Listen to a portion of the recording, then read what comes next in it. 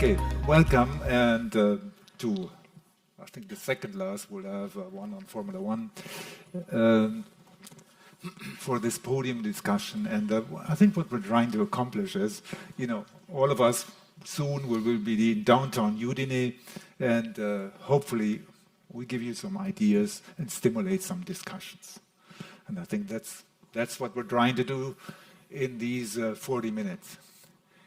And I thought I start with the billboard you're seeing here. So that's something I saw on LinkedIn a couple of weeks ago, and I was thinking, okay, that's a great thing to start our podium discussion. So that's a person who posts a lot on software-defined vehicle, like he's a lot younger than me, so he is posting every day one new thing, and it's always, provocative. And I think you can read it here. He is basically claiming, okay, nothing in automotive development will change, will remain the same. Everything, every role which we do in automotive development can be replaced by artificial intelligence.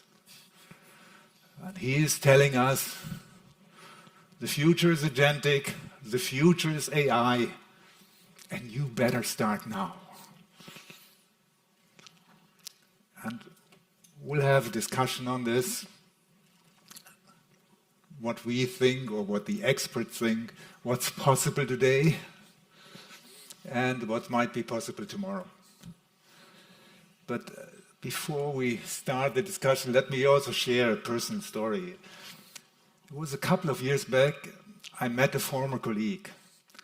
And I have to say, this former colleague is always extremely convinced about the stuff he is driving or he is responsible for. And so he approached me and said, I have a new role. I'm now in our company responsible for AI and machine learning. And tell you what, this will change everything. Forget classical controls. We just put a learning mechanism on a vehicle, and then AI, machine learning, they will learn it, and we don't need these controls engineers anymore. I said, he's also Michael. I said, Michael, are you sure? I learned stuff like observability, controllability, and stability in the controls class, and I have to say, I appreciate this. Then he came closer to me and said, you know what, Michael? Sooner or later, skeptics like you will pass away. I think, of course, he's right, sooner or later. But I'm still here, and at least have the opportunity to lead the discussion, and then hopefully the whole discussion will encourage you later also to continue it, share your optimism or share your skepticism, share your experience. And with this, I think I talked long enough, and I want to start with Marco.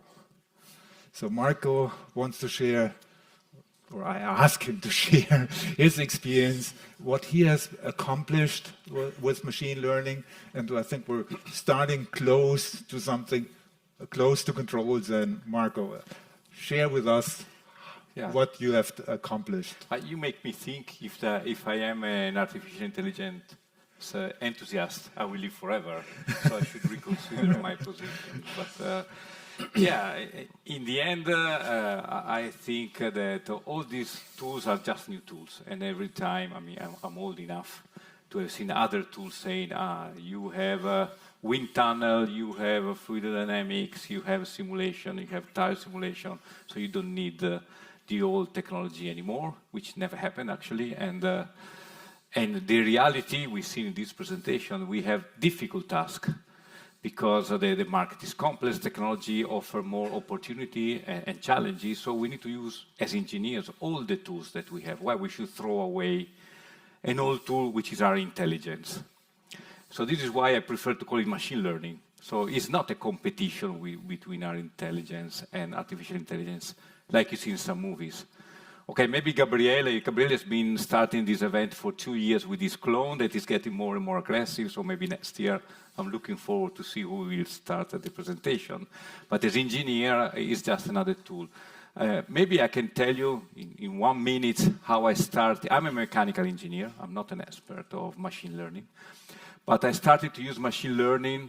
It was not even called like this. It was more neural network and fuzzy logics and other things in '99. Because where I was working at the time, it was Ferrari Formula 1 team.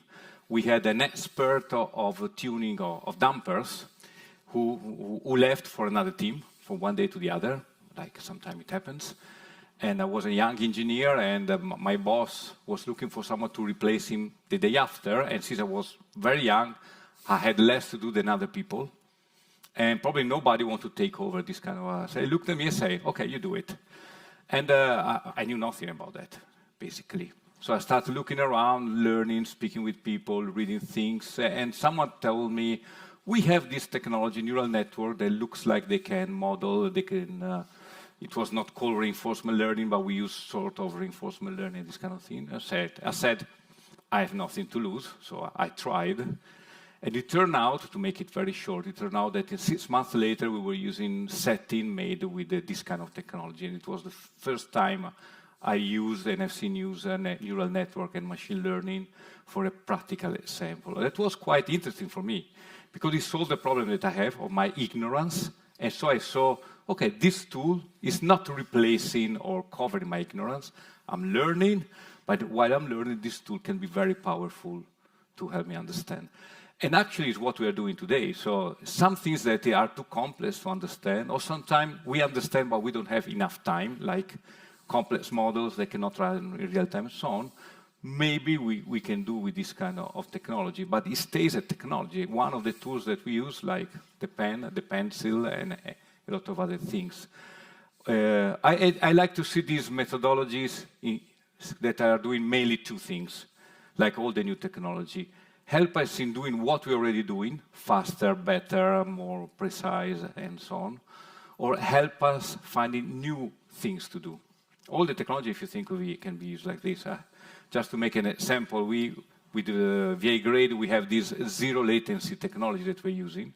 And the first usage that you all already have in your system, inside your system, is cancel the latency of something you already have. It changes nothing. It just improves the performance of what you're already doing. But in parallel, we also think about, we can use that to make remote modeling, a remote hardware in the loop, the remote software in the loop, which is opening a new way of doing things. So I think every time we see this new methodology, we should think about how to improve what we are doing and how to invent new model of what we do, which is more challenging and difficult. So while we enjoy some short-term result, which is nice, of what we are doing, we should start thinking about a different way of using it. And I think this is a key to look at the things in a different way, and we've seen even recently that look at things in different ways. Thanks to the technology, we can explore different ways of doing new opportunities. So let's just use it without forgetting our own intelligence that we need to use. Yeah, but talking about our own intelligence, let me play the skeptical part. So why couldn't you do this with just simply design a digital filter in order to do the latency compensation? Because so far it didn't work that robust. Actually, we use both things. As I said, we didn't give up one technology to the other. We use one, we saw the limitation. We use the other one, we saw some other limitation in the execution and the preparation. And we use our intelligence to figure out how to make them work together to avoid the compromise between one limitation and the other one. And we could solve some of these. There are always compromises. So we have a system that using standard engineering approach, the one that I understand most. And when it's not enough, using neural networks to make it more robust, more self-learning, more self-adjusting, and so on.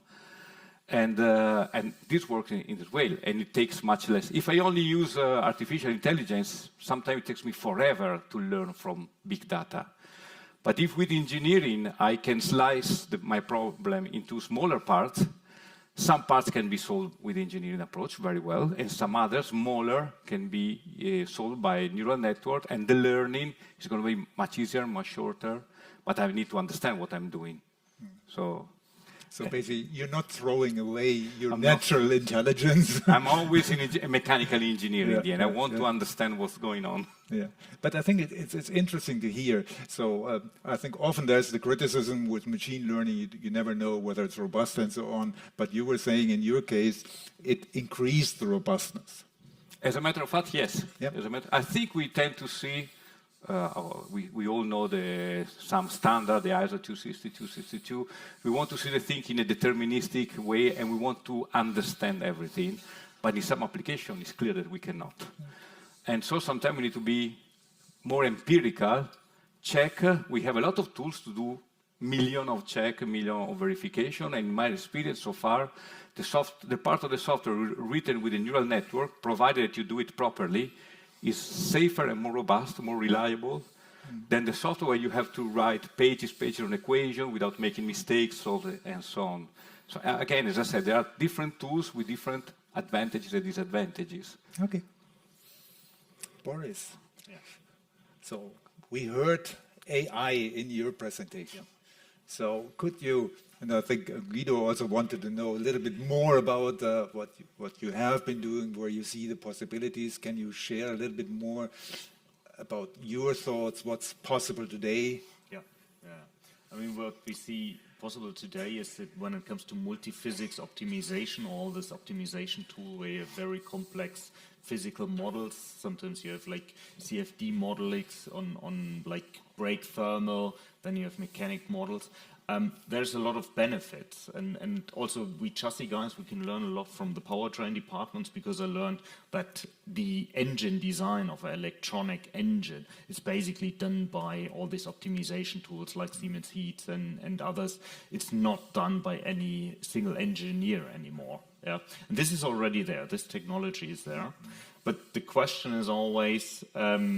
It's still, you use it for one iterative design step, and our development process is still in the way that you sign off small design changes one after another by a person.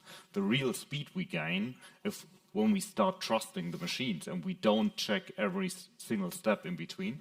But this is also a big chip, because then we need to check the full performance of the end result.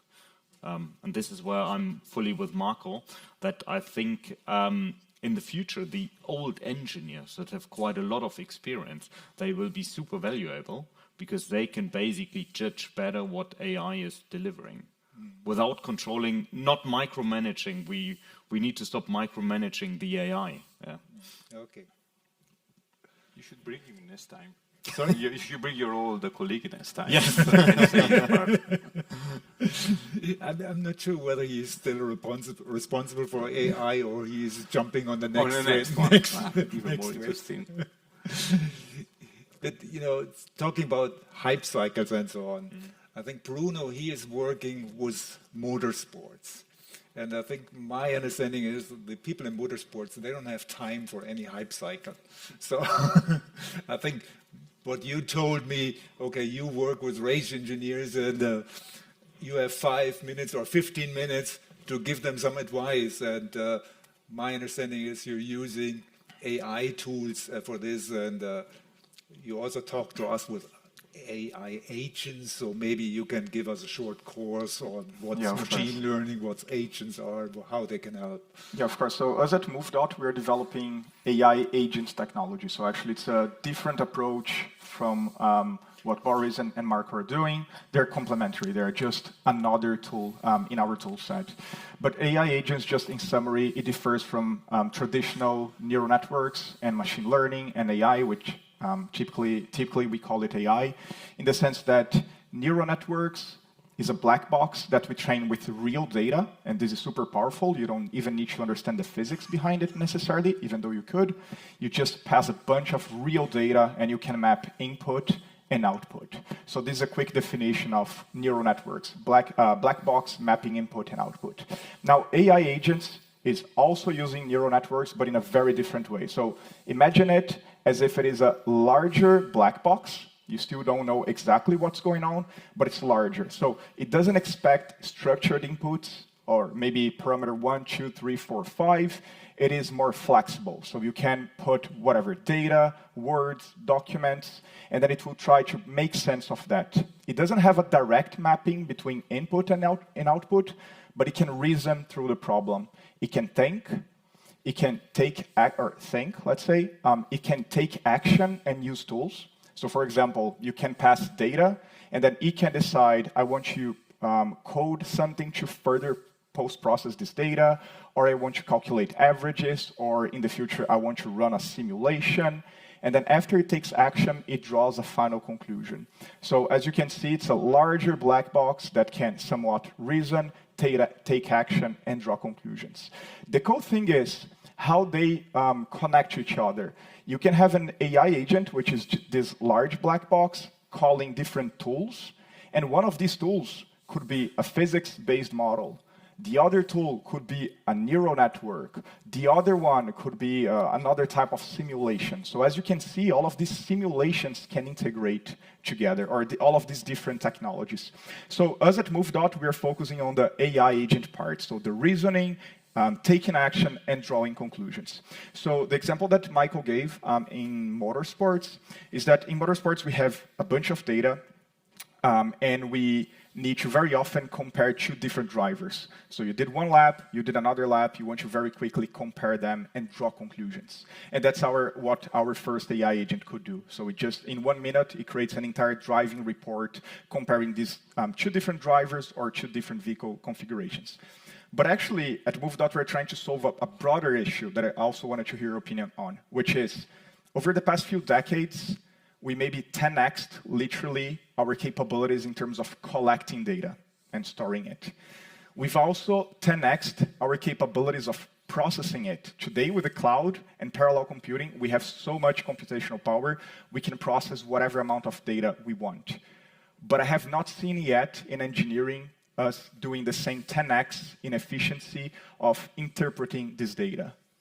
So there is this mismatch that my previous experience is vehicle development and motorsports, and I've always sat on a bunch of data that I was not able to utilize, because I had all of the sensors very well calibrated, all of them stored, all of the KPIs processed, but still I have to count on only 30% of them, and I need to move on to the next project because I simply don't have the time. And this is what we are also hearing from our customers. So what we started working with them is, instead of focusing on motorsports, is a more general AI agent that sits on top of your database, and then you can ask it a question. You might, we call it a deep analysis agent. So basically you could say, my vehicle is losing stability for this iteration, and then you give it a bunch of data of different iterations. It could be simulation, simulator, real data.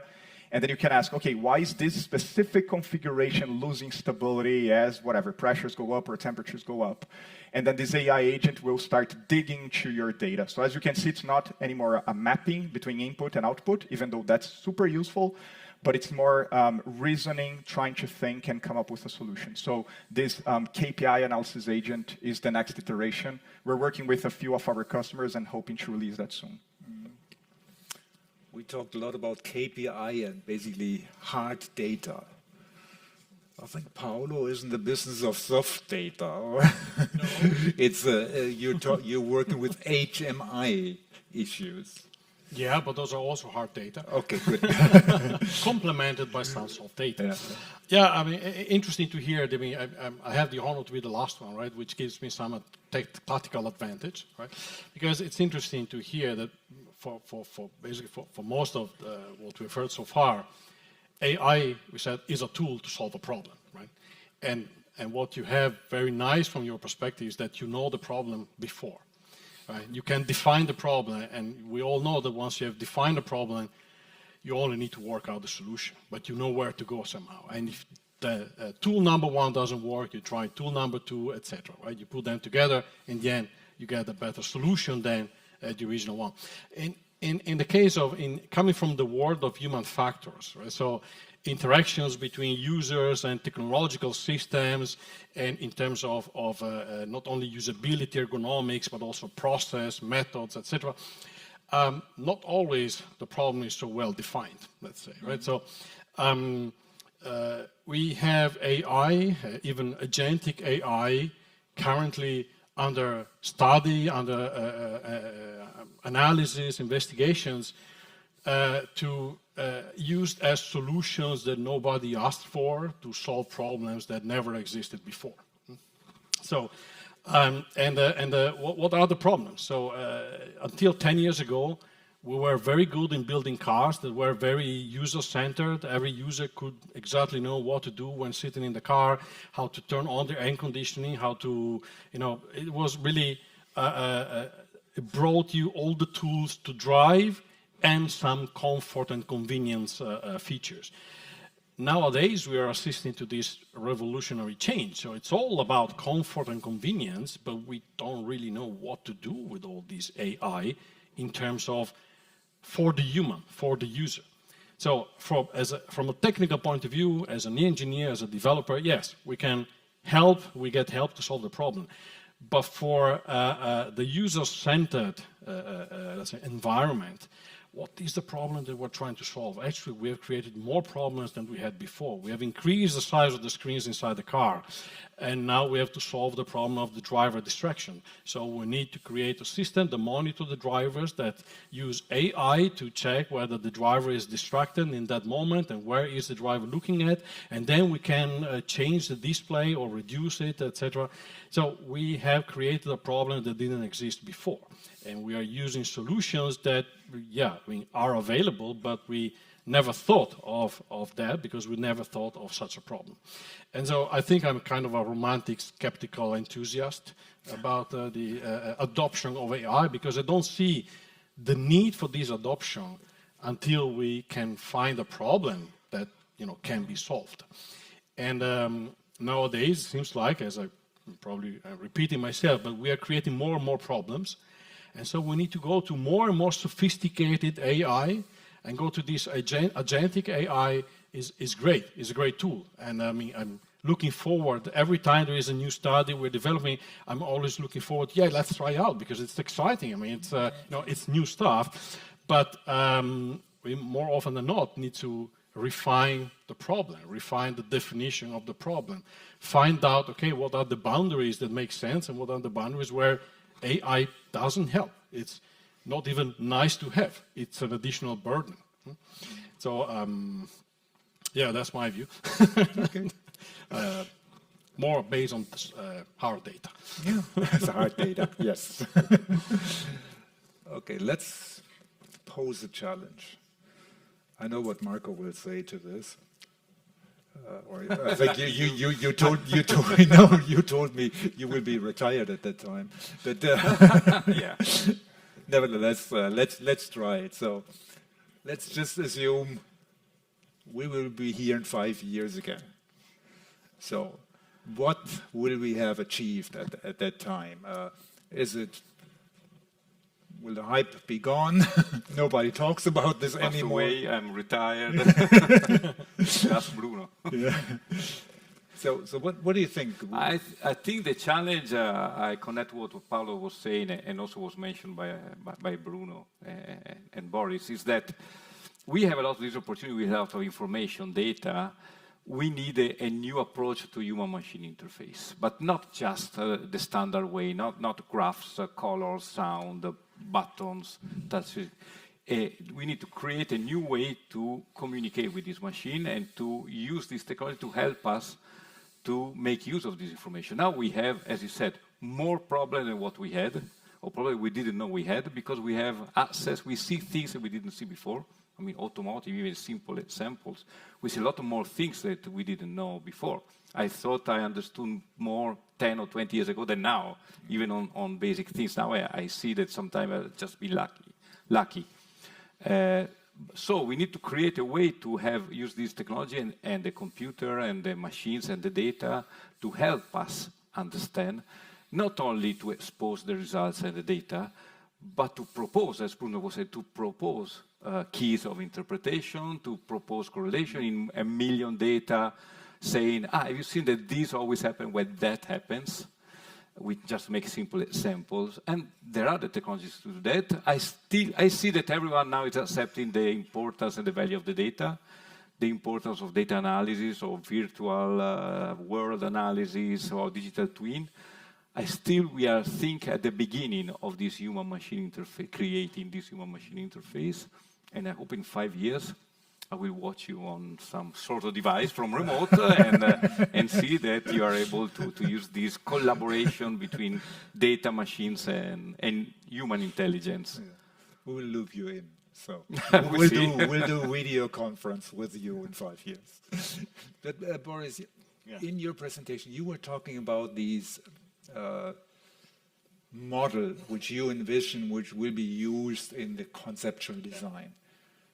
Is this a model trained by all the data which is... Of course it will be, it will be. And hopefully it will help us to make still better vehicles, because even if you are a vehicle dynamics expert, you get a new rental car, and there's so many, sorry to say, shitty cars on the road still. It's still a little bit of dream. So if I look 5 years ahead, I can dream of... but with nice big screens. With nice big screens, yes. No, I would really love to still being sometimes a test driver, evaluating cars, but have a nice screen where I have a co-pilot that has the smartness of Robert and the know-how of Marco, and telling me, if I ask, oh, what's that shake coming from? And he tells me, yeah, it's the stiffness of the front left engine mount, because that's, I don't know, 100 newtons too soft. And that would be super cool, wouldn't it? Yeah. But with all these, what I often have seen, let's say, in all of our presentations, we talk a lot about the engineering side, so performance. And I haven't seen anything in the presentations about cost. Isn't it often the case that the engineers design the latest and greatest car, and then comes purchasing and destroying everything? So let's say when you say the shitty car, is this really a result of shitty engineering or of purchasing destroying the good design? No, I wouldn't say so. So sometimes even tough cost limits and cost reduction is a driver for innovation. Because you need to think out of the box, need to try new things. What you presented just before. Yes. I do agree. Yes, it's more. I think sometimes the cost analysis is too much driven by what the market is asking.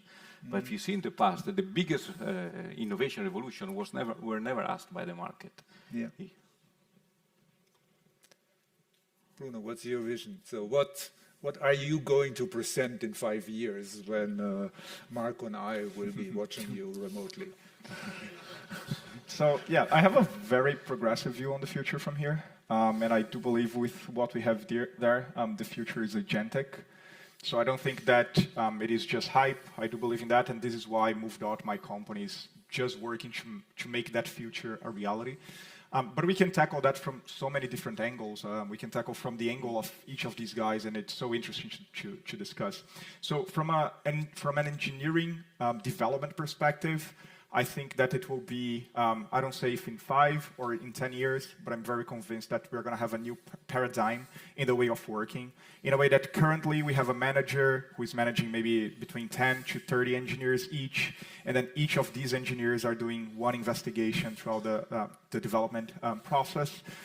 What I see in the future is that each one of these engineers will actually have dozens, hundreds, thousands of AI agents supporting it in the analysis. Because the product that we're building is maybe one of these agents, and we built in a couple of months. So imagine what we can achieve in 5 years. So I do believe that it will be a new way of working. So instead of you asking, this is a case for me, so instead of me asking one of my engineers to run an analysis using simulations and so on, it will take him a week to perform that, because he needs to set up all of the simulations, perform the simulations, validate, and come up with all of the correlations and reports. And of course, I couldn't do that myself. But in the future, I see each of these engineers allocating each of these jobs to different AI agents, so speeding up the whole process. That's what we're trying to build. So this is from an engineering development perspective. But for sure, there are so many different areas for us to discuss. So there is software-defined vehicles, which is the perfect use case for AI and for AI agents, because you have so much data, so many possibilities. Like Paulo was explaining to us, there's so much you can do with it. maybe AI can be the bridge between machine and human. It is a lot easier for us to communicate. Even nowadays, you guys know you can do a lot of coding, speaking with AI. So maybe you can have AI that can change the settings of your vehicles or react to what you want. So yeah, there are many different ways in which we can see that, but I do see a huge change in the future with AI and AI agents. You know, let me play again the skeptics and let's ask Paolo the question. You know, what I see also in a lot of discussions we have is I see a growing gap between what is possible from a technology and what's actually happening or not happening in the industry. So it's for me, typically, we had presentations today and I think mostly tomorrow from Lamborghini, from Ferrari, so from small, nimble companies. And wouldn't you agree that the biggest obstacle to get to these wonderful vision is the inertia of these large automotive companies? So isn't this, let's say we have this wonderful AI, machine learning and everything, but when I go to a large automotive OEM, there's durability, there's crash, there isn't even NVH. No, I'm responsible for 10 to 15 hertz. There's another colleague from 15 hertz to 30 hertz.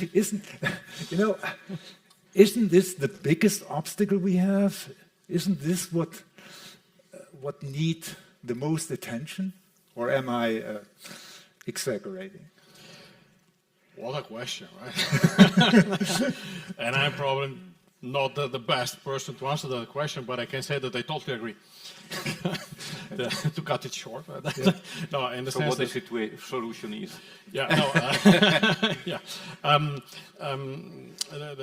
The point is that this great vision, right, the dream of entering a comfortable car that also has great dynamics and that don't let you down when you're just trying to adjust your seat or change your air conditioning or change the radio channel. Or as I took the car today to come here, was the first time I was driving that car, and it took me 5 steps under the menu to disengage a certain assisting function which I didn't need and was just annoying, right? So in this beautiful vision that we have where the car will, the agent that acts in the car will understand what is used, what is preferred in that context with that user. I think it's realistic to think about that, and I think it will come.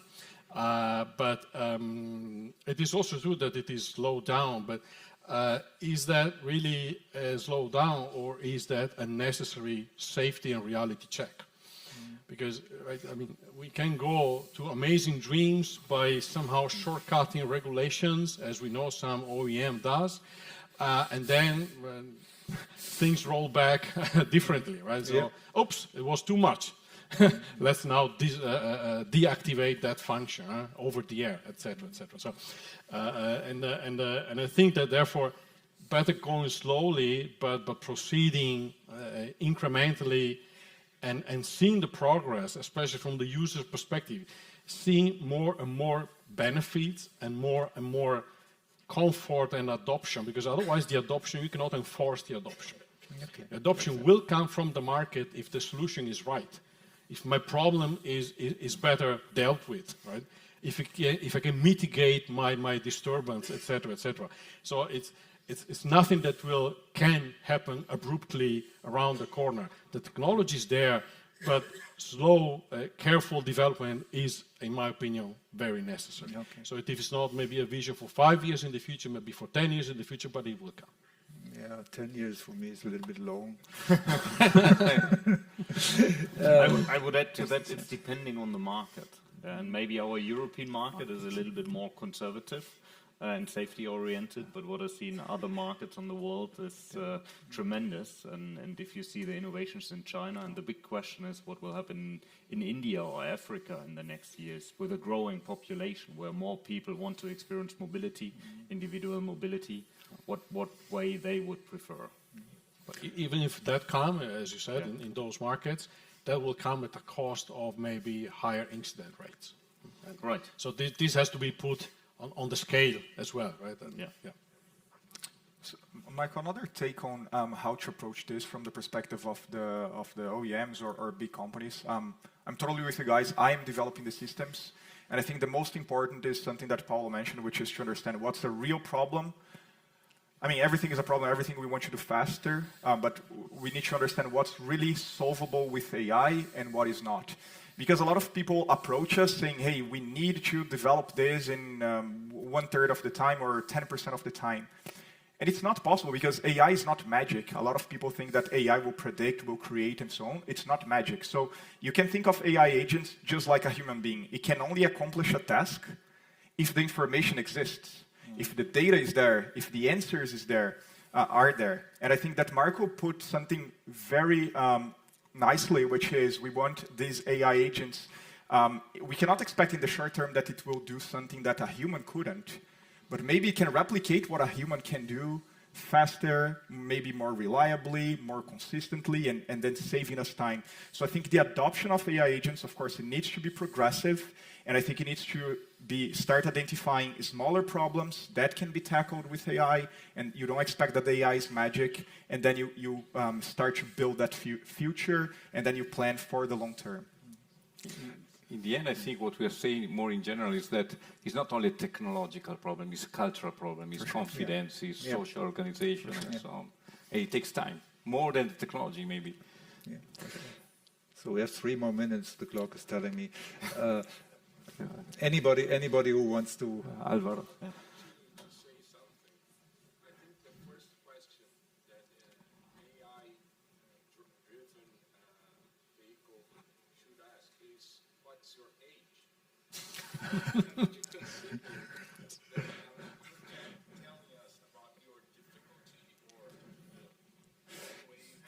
although I'm young.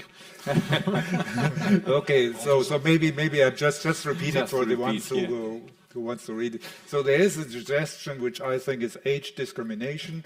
So that this is the first question, the car should ask the driver what the age is and then adopt the HMI accordingly, or throw the person out of the car. But let me ask one final question,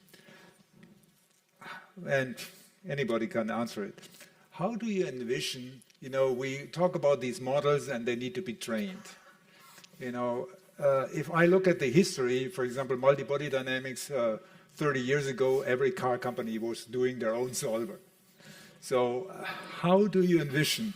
Will now every OEM, every tier 1 train their own models, or will there be at one point of time a collaborative effort where we're put all our data together so that we have more data to learn? And so what's your view?